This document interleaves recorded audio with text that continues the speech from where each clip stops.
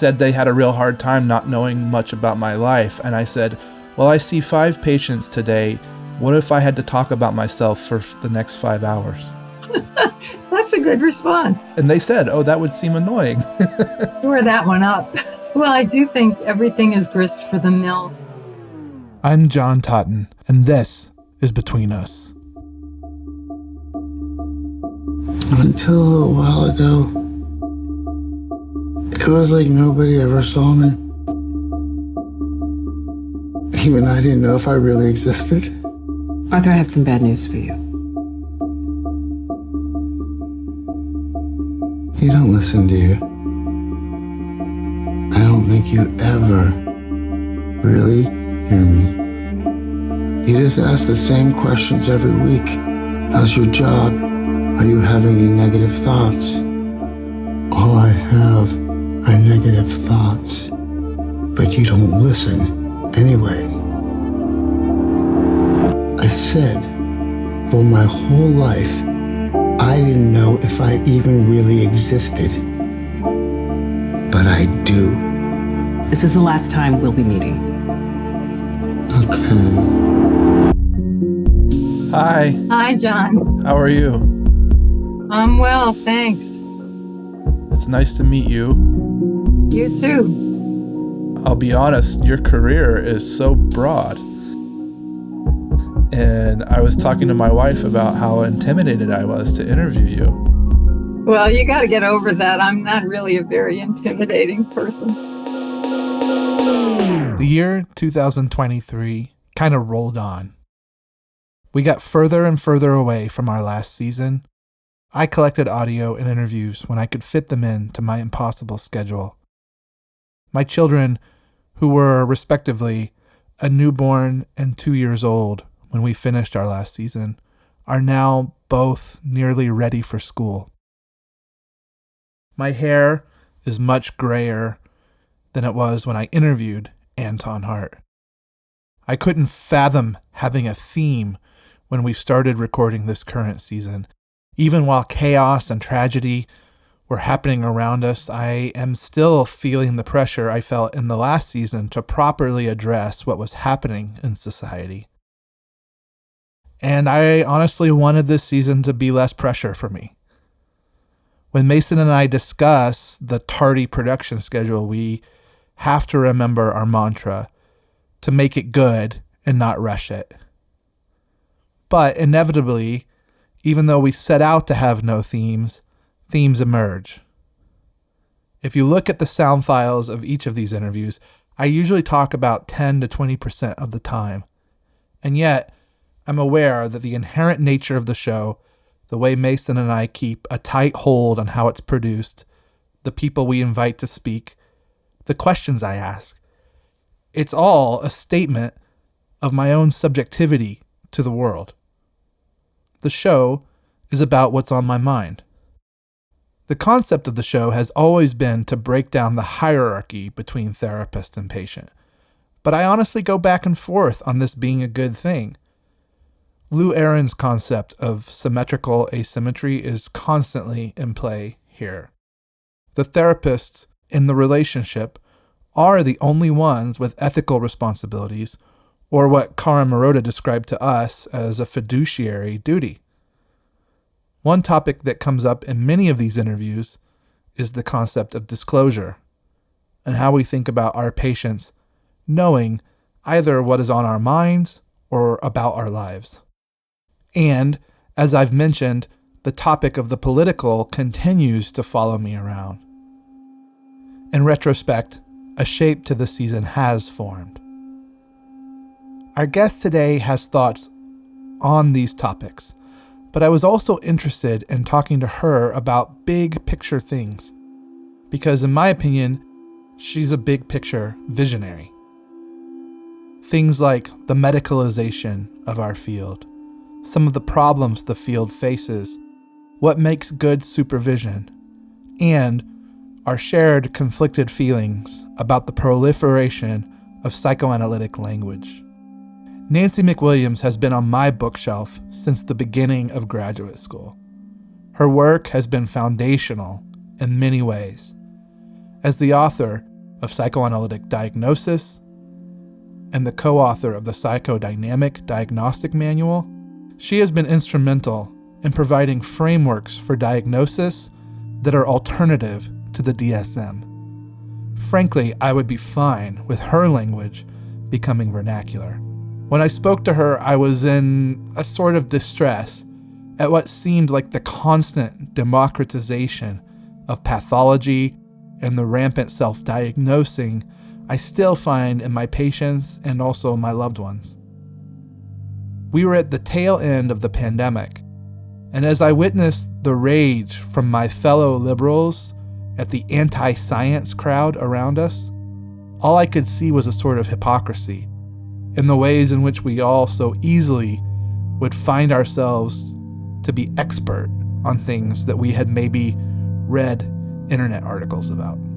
Nancy sort of calmed me down a bit as we sat down last winter to discuss the state of psychotherapy and the state of things in general. You literally wrote the book. I have it in my office right now, but the Psychoanalytic Psychotherapy and PDM are two very foundational books for me, as well as a certain circle. When you meet people, how do you describe your career or what it is that you do? I usually say that I am mainly a therapist. Got into this work as soon as I realized that I had the talent for it, and eventually lucked into a one-day-a-week job teaching at Rutgers University's Graduate School of Applied and Professional Psychology, which was a wonderful place for me to be able to learn from and influence very fine graduate students and, find out what successive generations of therapists were facing. I retired from Rutgers last June, the end of the month. And yet I'm still doing a lot of teaching and consultation.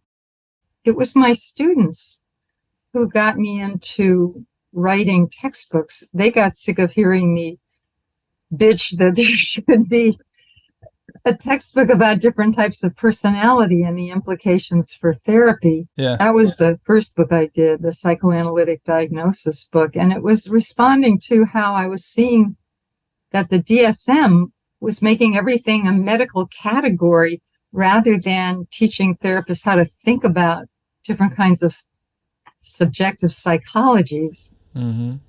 And that book just took off. I wasn't surprised it did well in the United States because I knew there was a need for it. But it didn't even occur to me it would be translated into other languages, and then I would be asked to speak in other countries, and I would get to know their therapists and what problems they faced. So I describe my career as having sort of organically, it didn't explode because it was slower than that, but it grew. I know that you started off as an undergraduate studying political science, and I've heard you say that that was really about wanting to study people. Right.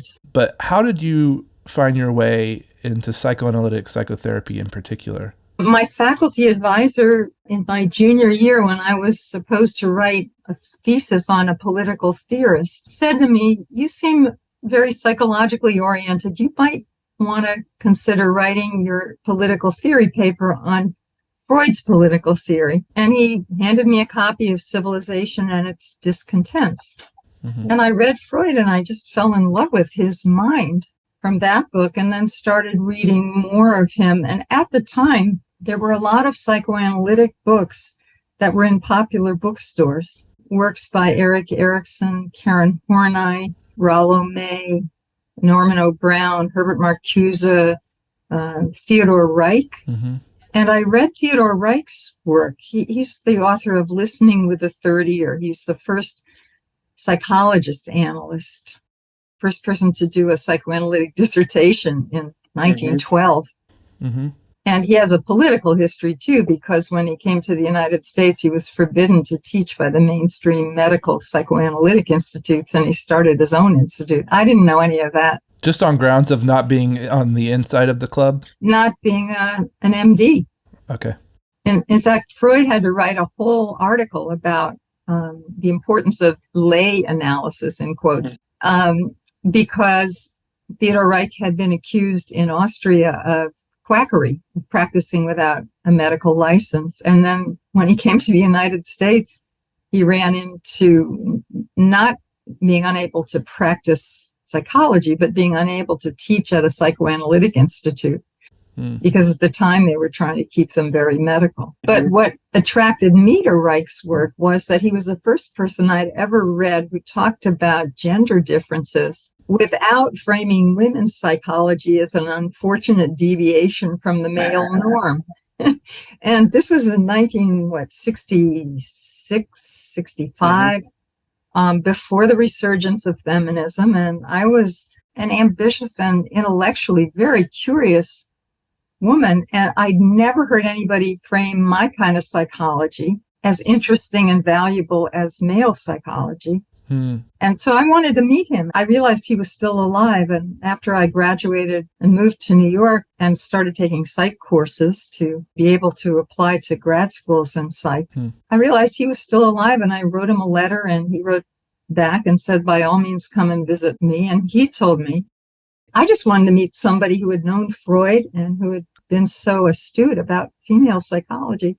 I asked him for his advice for somebody who wanted to go into the field. He said, you must be analyzed. He sent me to the institute that he had started when the medical institutes wouldn't take him, which was a very good place for me because it was open-minded, integrative, supportive of people like me. Yeah. So I started analytic training around the time I got my master's degree, did my PhD and my analytic training at the same time. My first psychoanalytic book to have ever read wasn't Civilization and Its Discontents, but it was Fromm's Reconciliation of Marx and Freud, Beyond the Chains of Illusion, I think. Oh, okay, yeah. That got me really thinking about the potential. Yeah.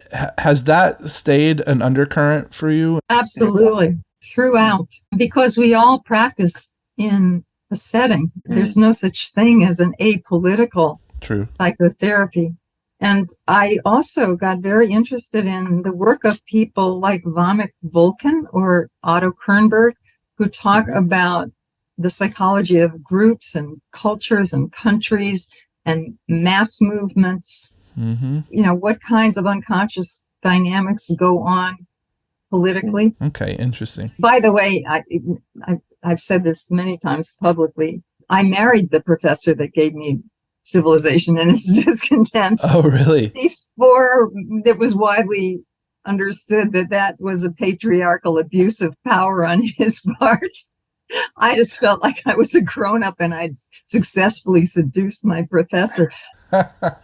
I lived with a political scientist until he died about almost 20 years ago now. We were married almost 40 years.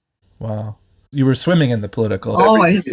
At a certain point among those iterations, it was not welcome that the outside would enter into the psychoanalytic thought. Although I think that's a misconception. I don't think Freud would have actually agreed. I agree. And that was typical of a certain kind of sterilized version of psychoanalysis that the medical ego psychology institutes were trying to promulgate at a particular time in history. And I was not trained by those people. I was trained by people who assumed that analysts were always thinking about anthropology, sociology, politics, the arts, the humanities, that you couldn't keep those things out of the office. And why would you want to? Take me back. You're in New York and you're training and being analyzed.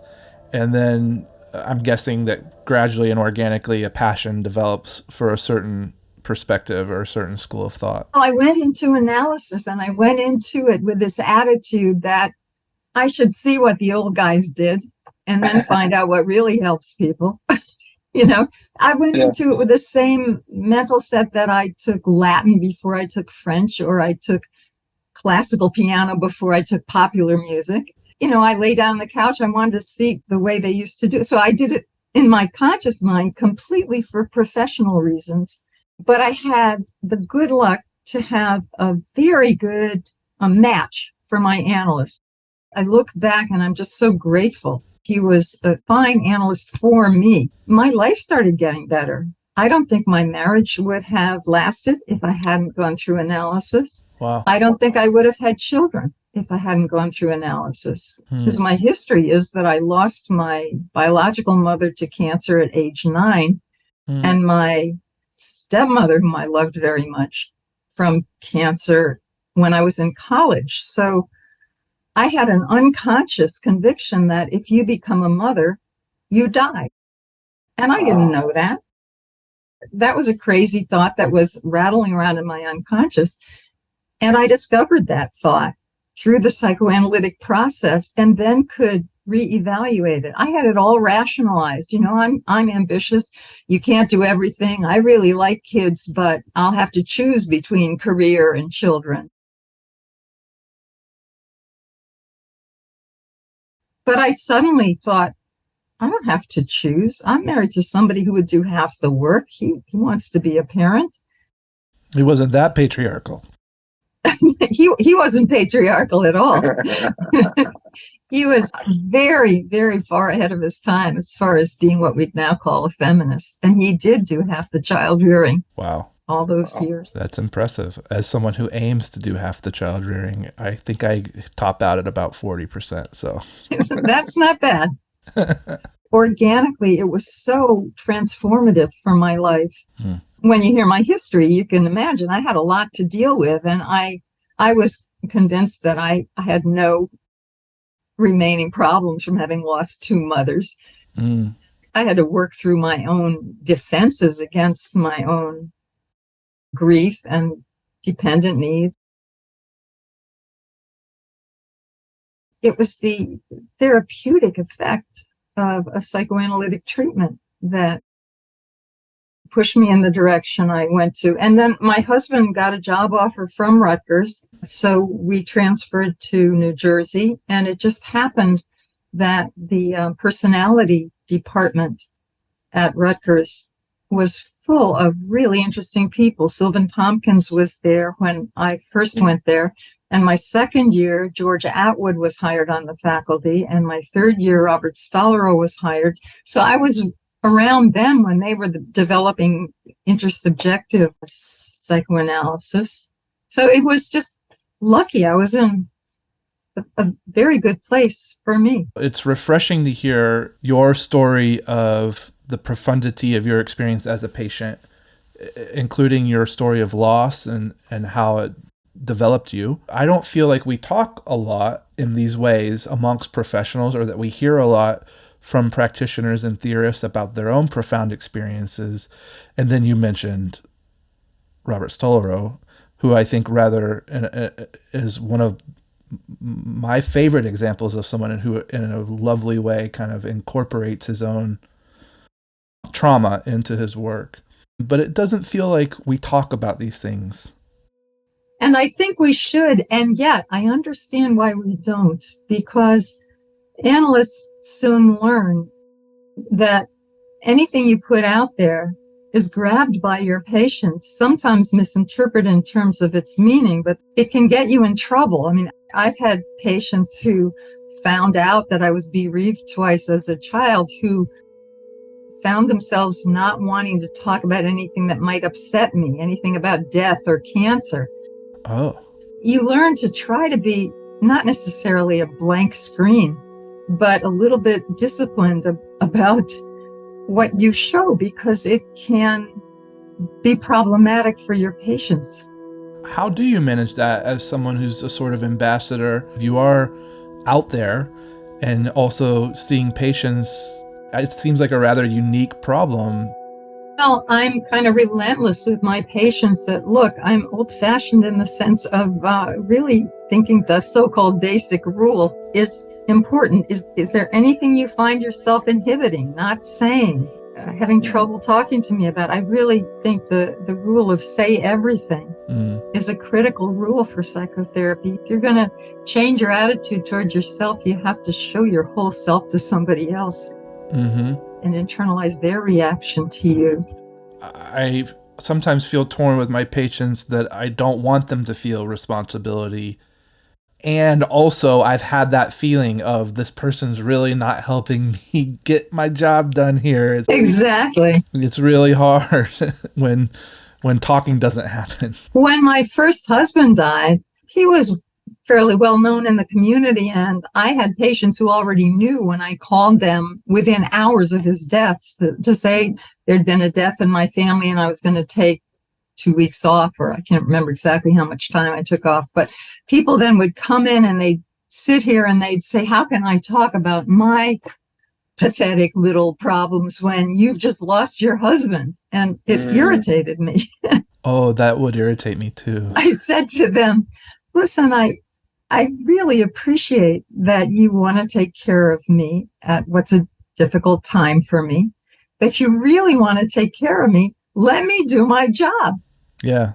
They tended to get hurt or angry about that, but that's grist for the mill. But it was realistic. Yeah, and I feel quite identified with that. I don't know if this was a helpful intervention, but one time a patient said they had a real hard time not knowing much about my life. And I said, well, I see 5 patients today.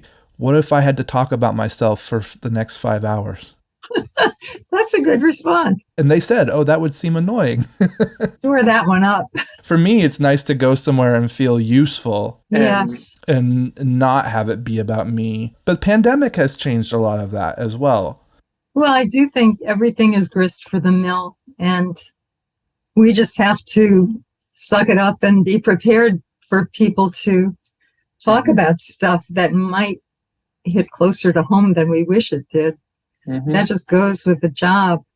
But what you mentioned, that, you know, it's such an interesting kind of work and always meaningful, and feeling useful is a precious thing.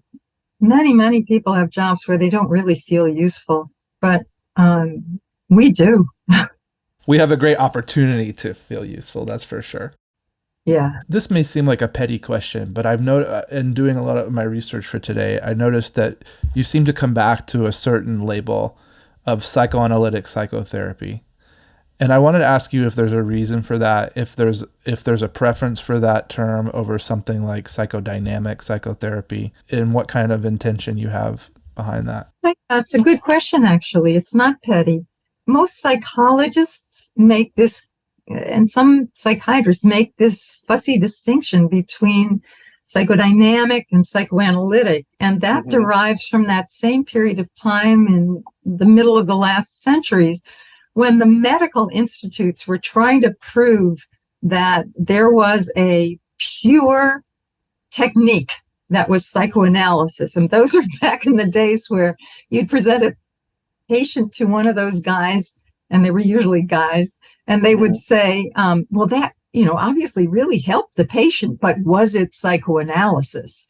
As if, you know, the idealized technique was more important than helping the patient. So then people started associating the word psychoanalysis with the medical idea of 4 or more times a week on the couch, free associating.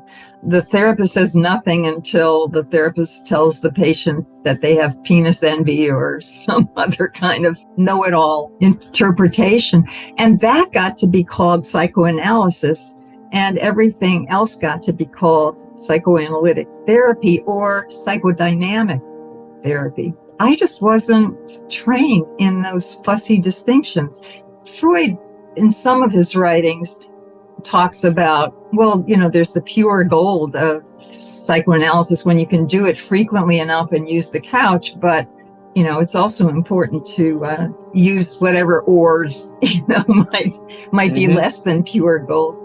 So he talked that way sometimes, but at other times he said psychoanalysis is any process in which the two parties are concerned with transference and resistance.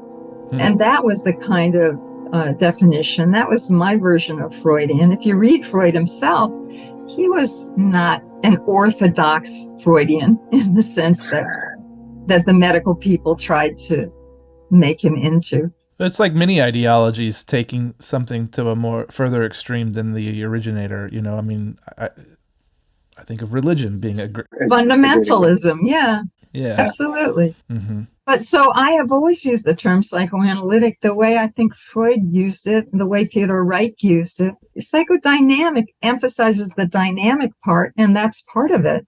But it's an orientation toward all kinds of unconscious things, not just dynamics, but unconscious knowledge, unconscious affect, unconscious memories. You said something in that last answer that made me think about the medicalization of this process that's happened in our culture over, decades. And I'm wondering if you could speak a little bit to, if you see that as having pros and cons, mostly pros, or how you feel about the medicalization of our field. Well, most things have pros and cons, and I think this does. Psychoanalysis, it's no longer prestigious in medicine to be a psychoanalyst, but at one time it was, and that was a mixed blessing.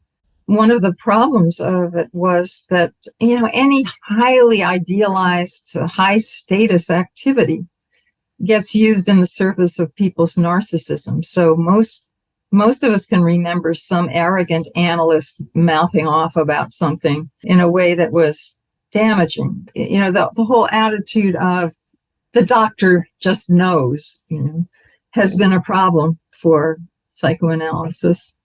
On the other hand, it is psychiatrists who are most often on the front lines of seeing really suffering people with psychotic problems, with severe personality problems, with addictions, with very severe trauma.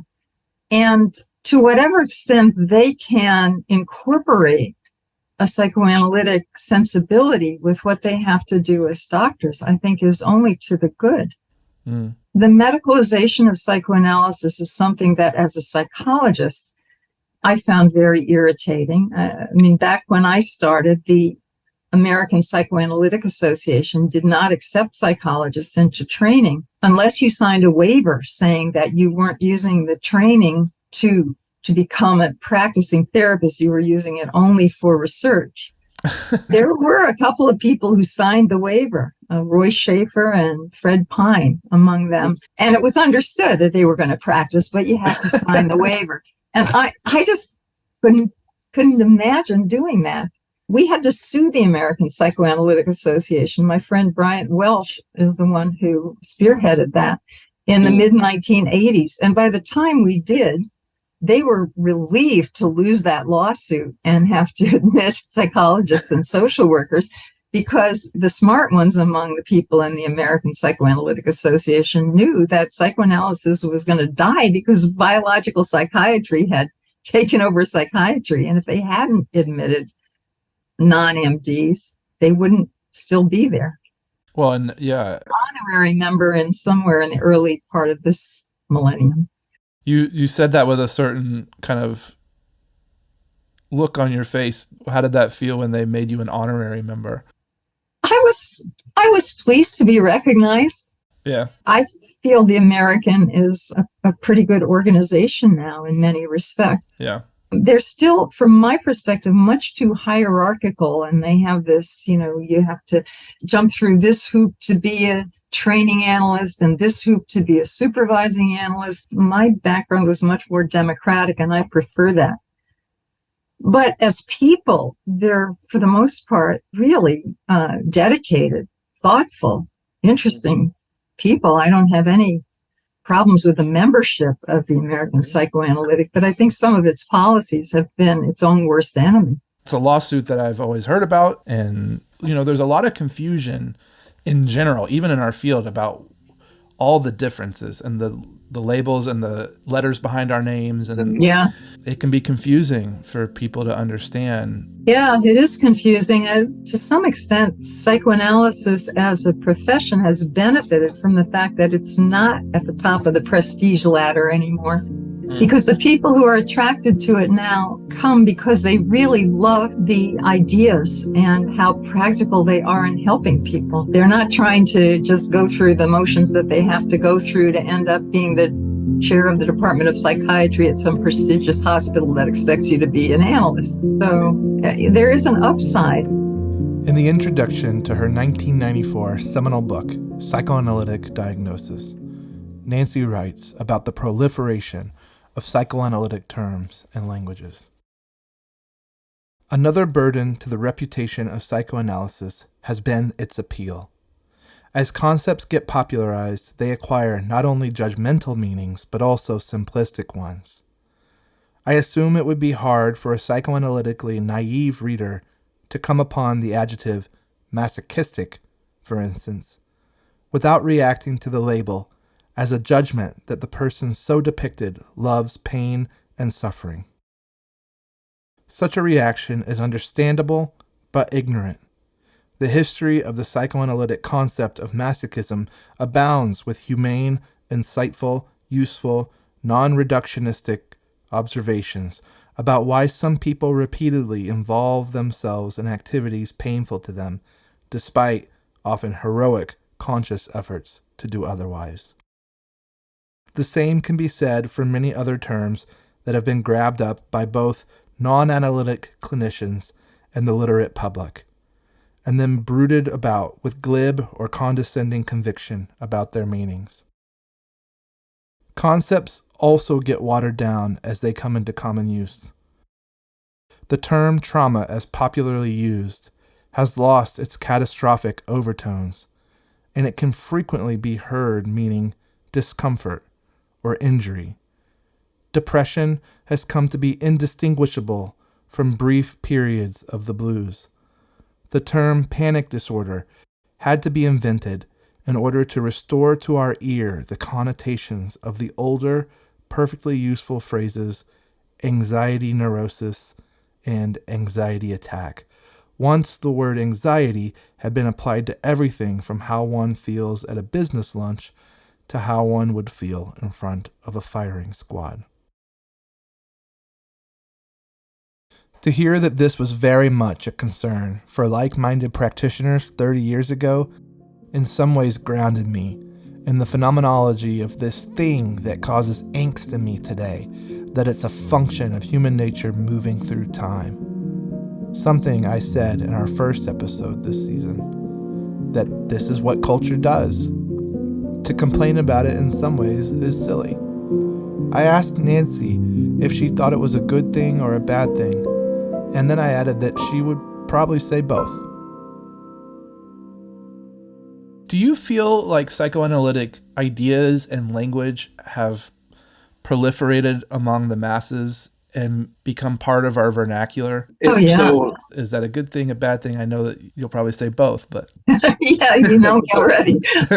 Yeah, to the extent that any ideas are useful, they do permeate the culture. For example, my carpenter used the term anal, and he has, a high school education to Yeah. describe somebody who was very meticulous. And Yeah. he doesn't have any idea that comes from Freud's theory about obsessive compulsive disorder being a fixation at the anal phase. People talk about identity crises and they don't know they're quoting Erik Erikson. There are Right. all kinds of ways in which, we have made psychoanalysis part of ordinary lingo. The problem from my perspective is that people don't think of that as psychoanalysis anymore. And what they think of as psychoanalysis tends to be its more esoteric or exotic formulations, like the death instinct, which are a little harder to grasp. And so if you Right. say, well, we don't like that psychoanalysis stuff, and meanwhile you're talking in psychoanalytic terms all the time, it's kind of bizarre. Right. It's an interesting issue. I have the same question for you in regards to diagnoses and diagnostic language. The information economy is so different than it's ever been. Anyone can find out anything.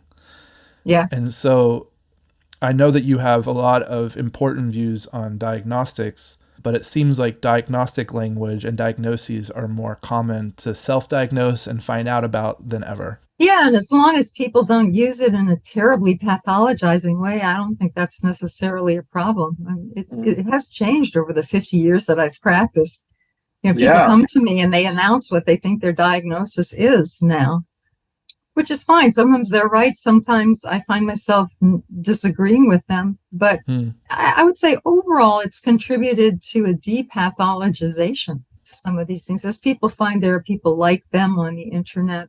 I mean, you can only pathologize things when you're not hearing from everybody. We pathologized homosexuality for a long time as a culture just because the mainstream tended to be hetero. As soon as gay people began to be able to talk to each other, first in clubs and then through all kinds of connections, eventually the internet, it's impossible to believe that this is pathological. And the same thing is true for personality differences. You can have an extreme version of a personality difference. You can be so schizoid you never leave your house. But it's also valuable to think of schizoid as just a way of a kind of psychology that you can have at a healthy level or not so healthy level.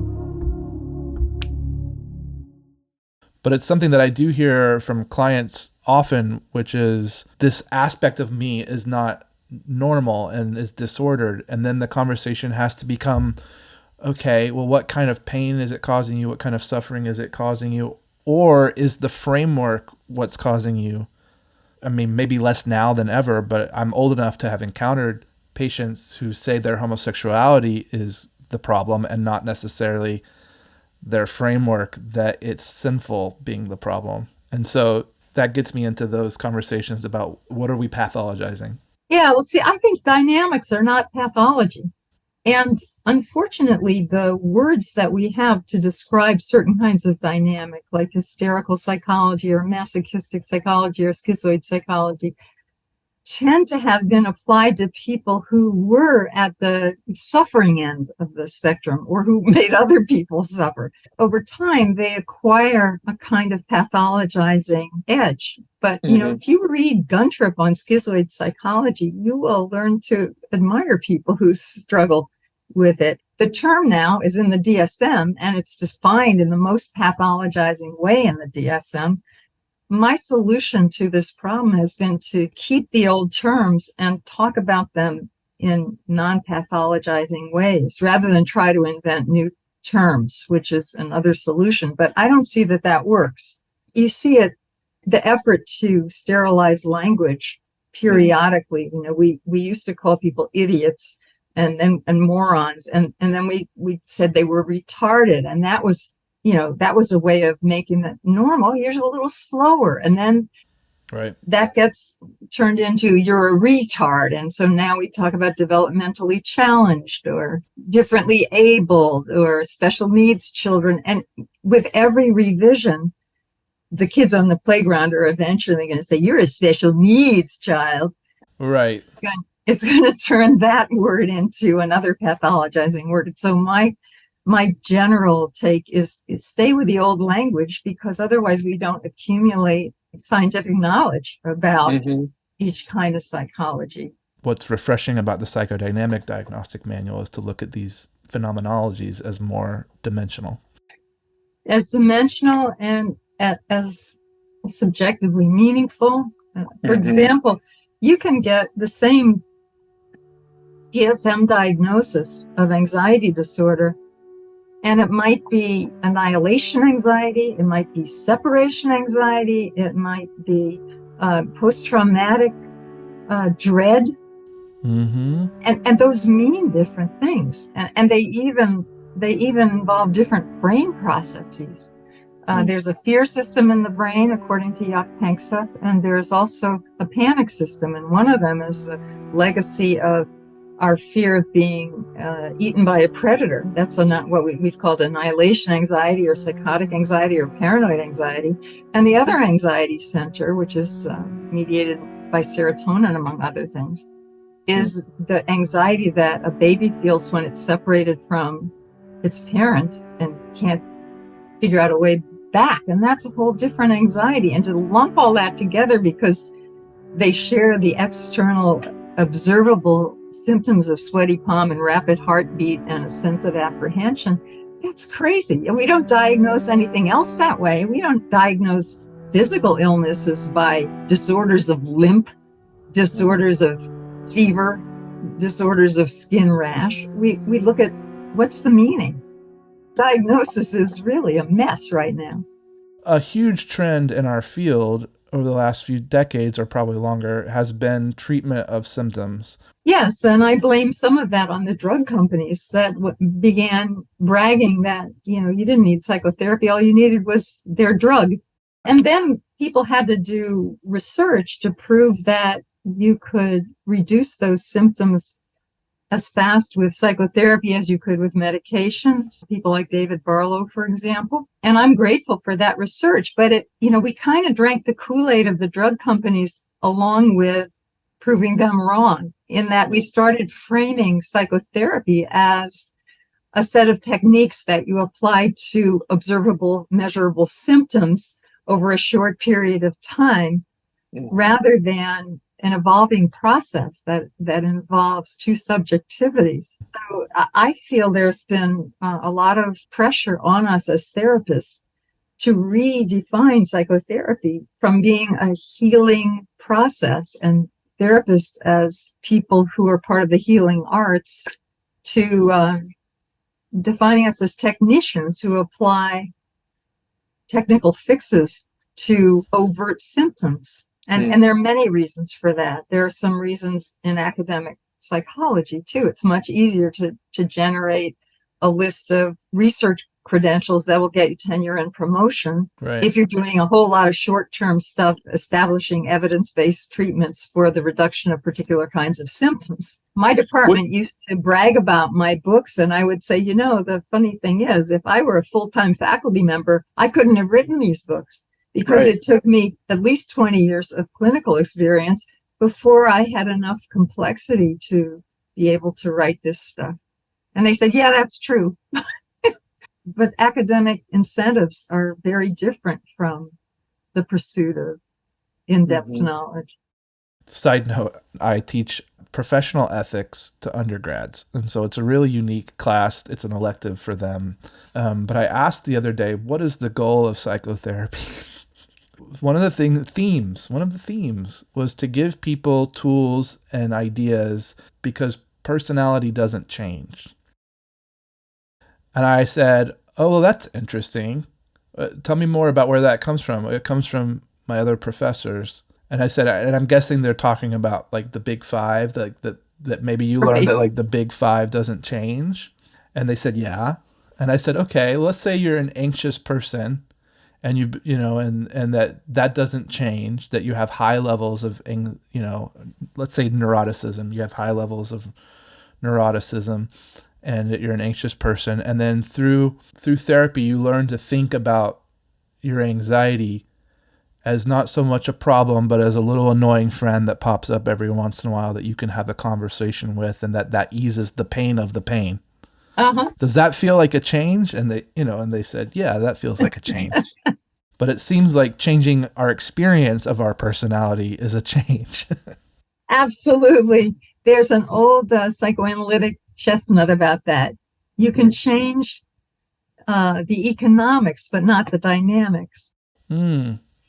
If my personality is, let's say, hysterical, which is true. That doesn't seem true. Well, that's because I'm a pretty healthy hysterical. But I'm not going to become an obsessive compulsive personality or a schizoid personality or a psychopathic personality, but I'm going to become a much better, happier version of the kind of personality that I have. And I'm sure that's true of the big five too. So that's what you were trying to tell them. But academics really don't get our field.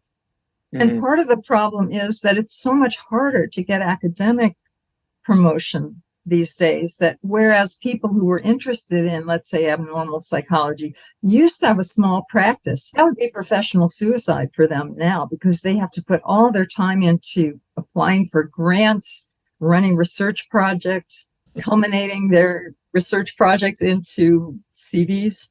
So they don't really have empathy with what it's like to be a therapist. They make the most ridiculous comments about psychotherapy, not at all evidence-based.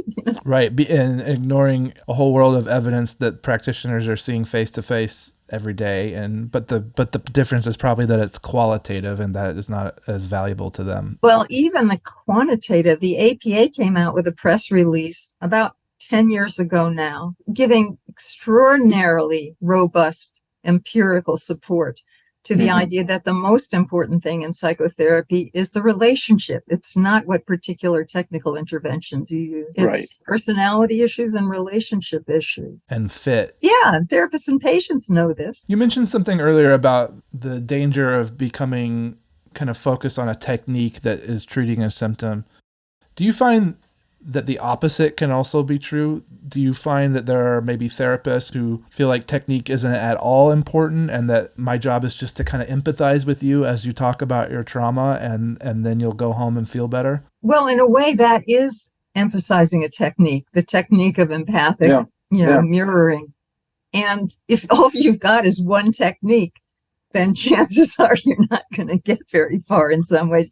You also have to, set boundaries and manage how patients react to that. Maybe try to convey understanding now and then, confront somebody on a defense that's not working for them. You need a range of ways of working with people.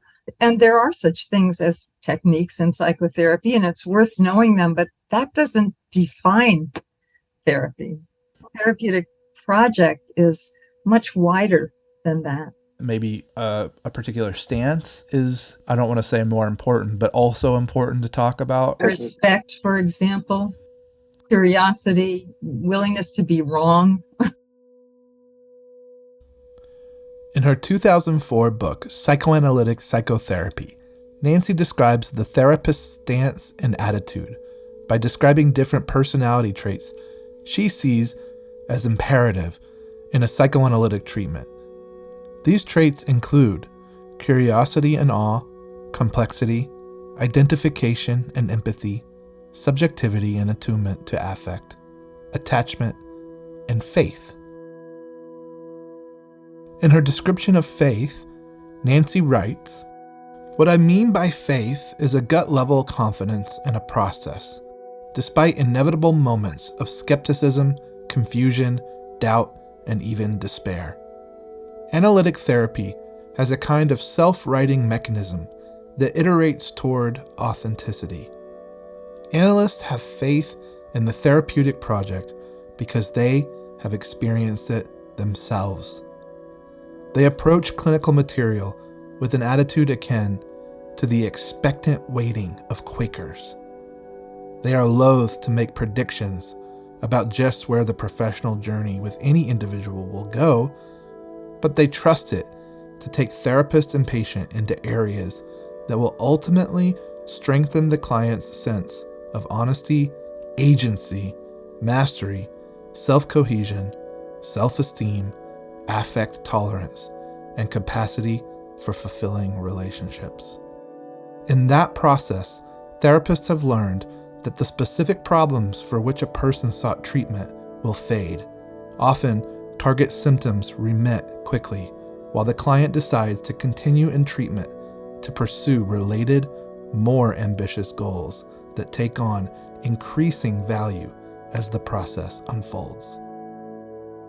In preparing for our interview, I read this passage, having just that week ended a 13-year treatment with my therapist, Lane Gerber, who was also interviewed on this show. He was undergoing treatment for cancer, and this precipitated a retirement I don't think he would have accepted otherwise. I thought about how true Nancy's words were in regards to my belief in this process. Lane was responsible for facilitating major changes in my personality, and I don't believe he ever diagnosed me with anything. But sure enough, the problems we worked on in the beginning were much smaller and much less ambitious than what we worked on towards the end. 2023 would go on to become a year of deeply processing our work together, and the more I did, the more I believed in this process. I was wondering if you could talk to me a little bit about why faith might be an important part of therapeutic stance. Well, faith is kind of another word for trust, and we all, as a primary concern, try to be trustable to our patients.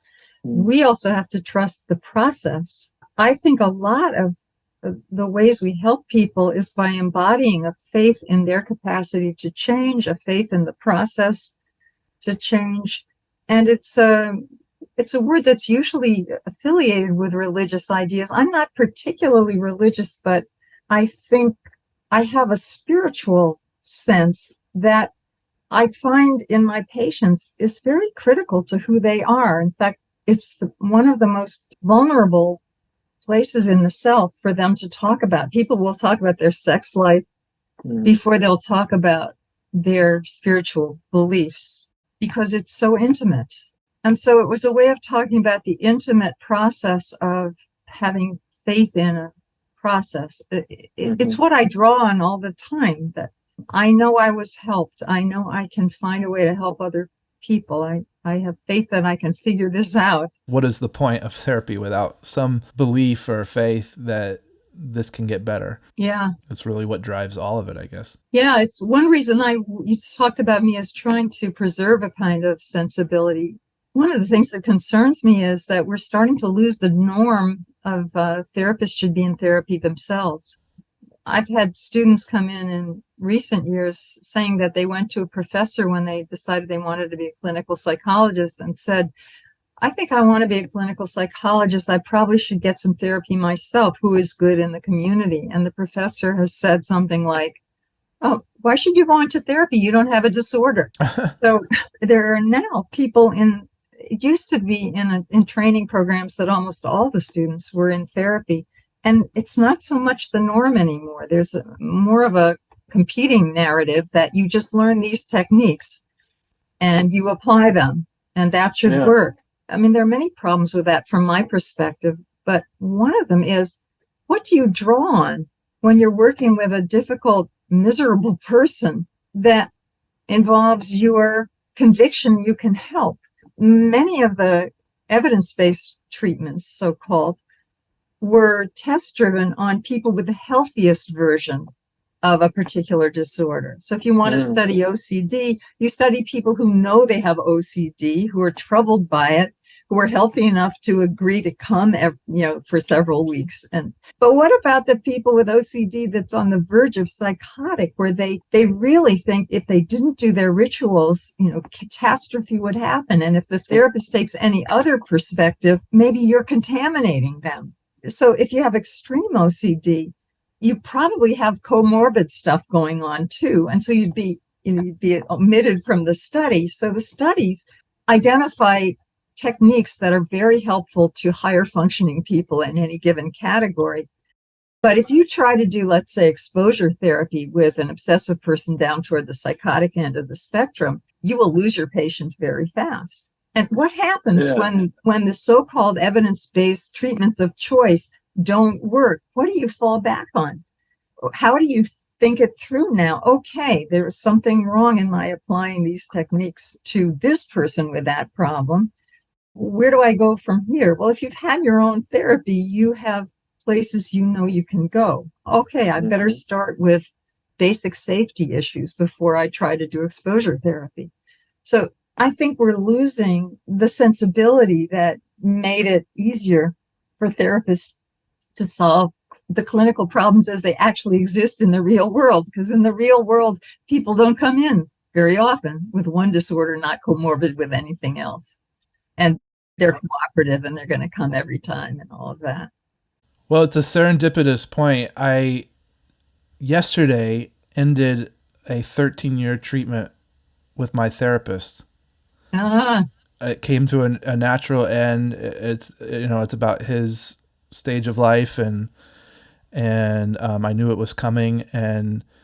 But all of that to say, to overwhelmingly agree with your point that so much of how I work with my patients is from my experience as a patient.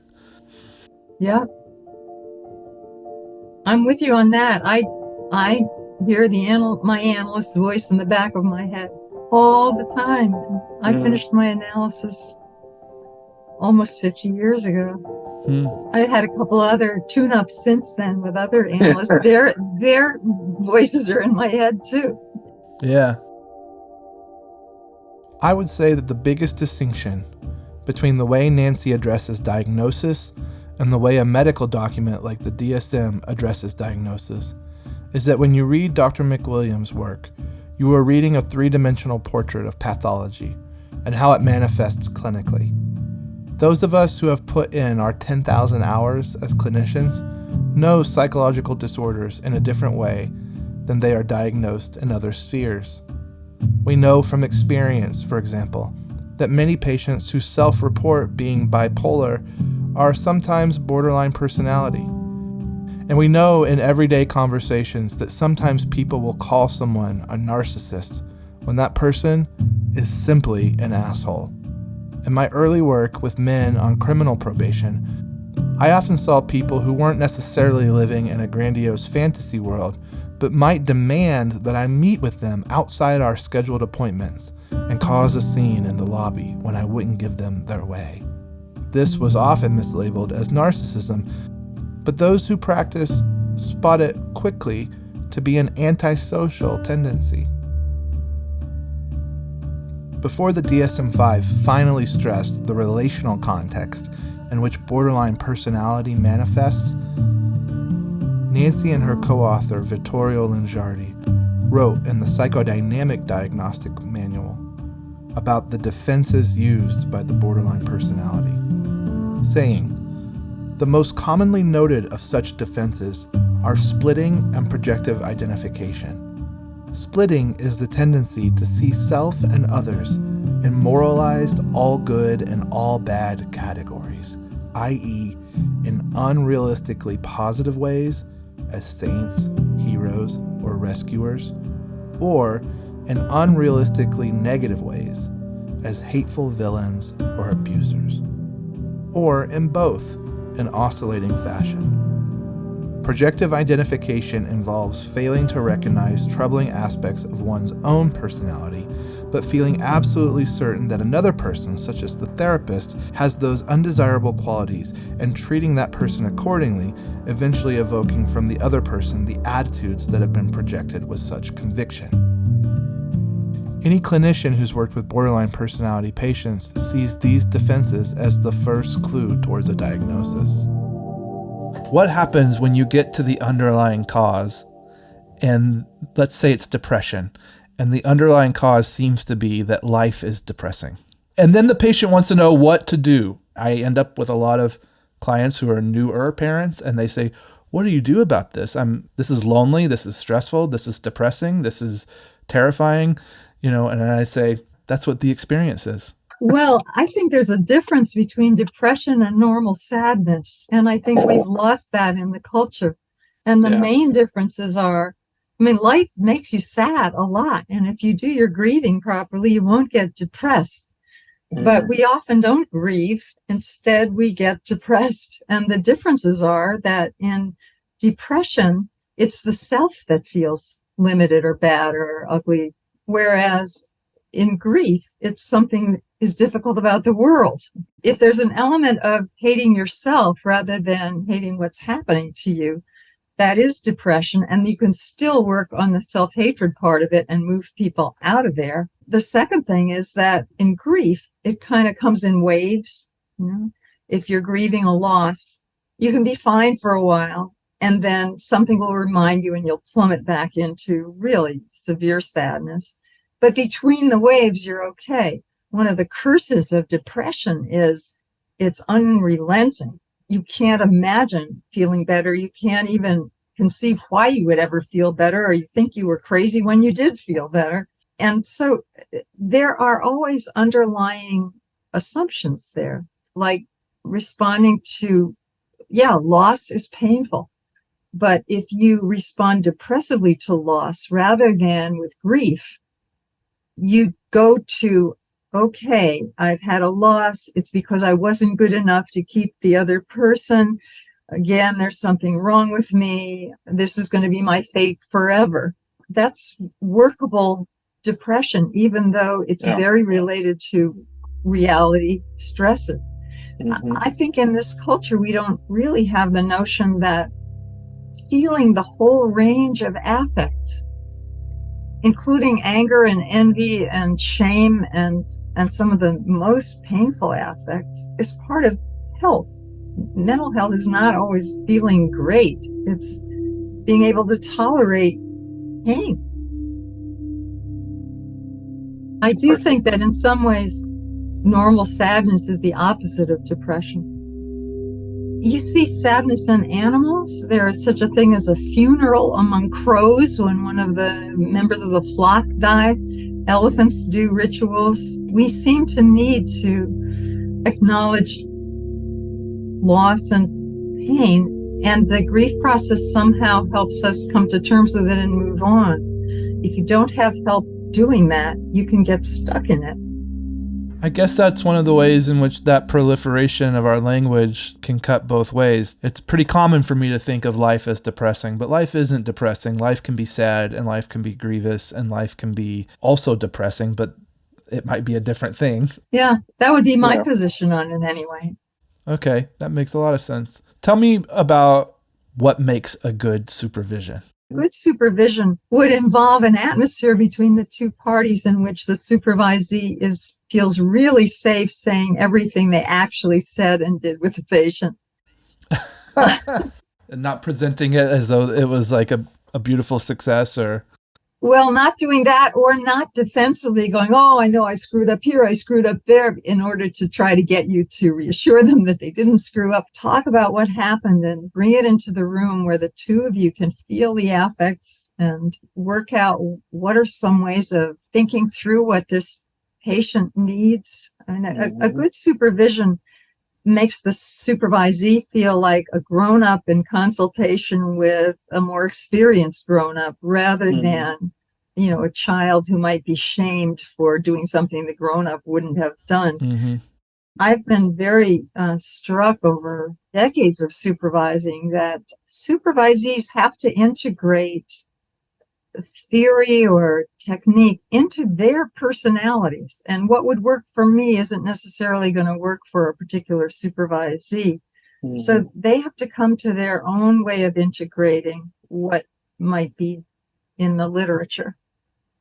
So that they need to feel the freedom to do that. Where do you see psychoanalytic psychotherapy going from here? Do you feel hopeful about the future? Yes and no. Again, I don't think it's going to die because we help people. They know it. People find their way back to it.